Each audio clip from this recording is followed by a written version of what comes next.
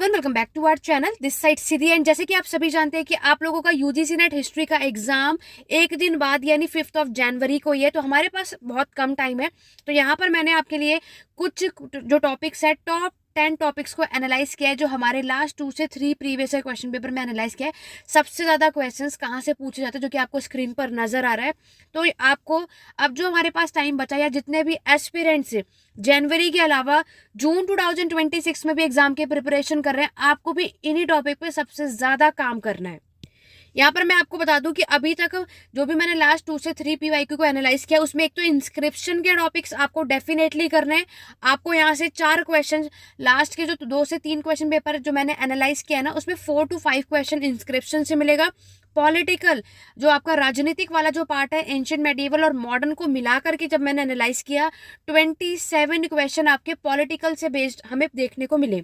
Historical taste, ancient medieval, modern, तीनों की मैं बात करूँ, ये भी एक इंपॉर्टेंट टॉपिक है, हमें ग्रंथों के बारे में ज़रूर आना चाहिए। फिर हम बात करेंगे ट्रेड यानी व्यापार। इकोनॉमी के सेक्शन की हम बात करें तो कभी कभी ये क्वेश्चन पेपर में, लाइक एक पेपर में इकोनॉमी का एक आध क्वेश्चन मिल जाएगा, वहीं पे नेक्स्ट टाइम वो थोड़ा सा नहीं भी पूछते। इकोनॉमी की अगर हम बात करें, लाइक पोर्चुगीज जो आए थे, डच जो यहाँ पर इन्होंने आके ट्रेड किया था, गिल्ड का जो टॉपिक है, इनसे एक आध क्वेश्चन आपको मिलेगा। आर्ट और कल्चर डेफिनेटली आपको करना है। क्रोनोलॉजिकल को कोई भी स्किप नहीं करेगा।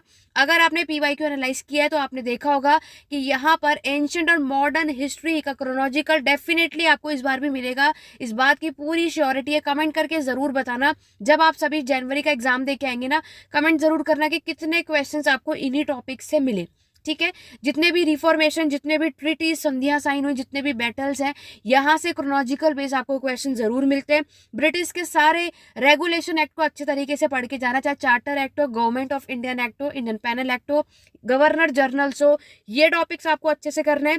रिलीजन भी आपको अच्छे से करना है। बुद्धिज्म, जैनिज्म, सैविज्म जो विष्णु जी का है, ये सारे सेक्स आपको डेफिनेटली, रिलीजन का भी एक आध क्वेश्चन मिल जाएगा।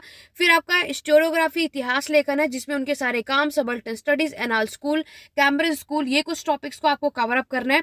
और सिनेमा से क्वेश्चन, एक आध क्वेश्चन हमें यहाँ से देखने को मिल जाता है। बाकी ये कुछ इंपॉर्टेंट टॉपिक्स मैंने यहाँ पर मैंशन किया है, जहाँ से आपको डेफिनेटली क्वेश्चन मिलेगा ही मिलेगा। तो अब आप लोग पीवाईक्यू को एनालाइज कर रहे हैं, प्रैक्टिस कर रहे हैं, तो पूरे जो कुछ भी आज की क्लास में बताया, इन सभी पे मेहनत करो और इन्हीं पे ज्यादा क्वेश्चन निकालो। डेफिनेटली है कि आप लोग 70 to 80 क्वेश्चंस यहीं से आपको देखने को मिलने वाले हैं।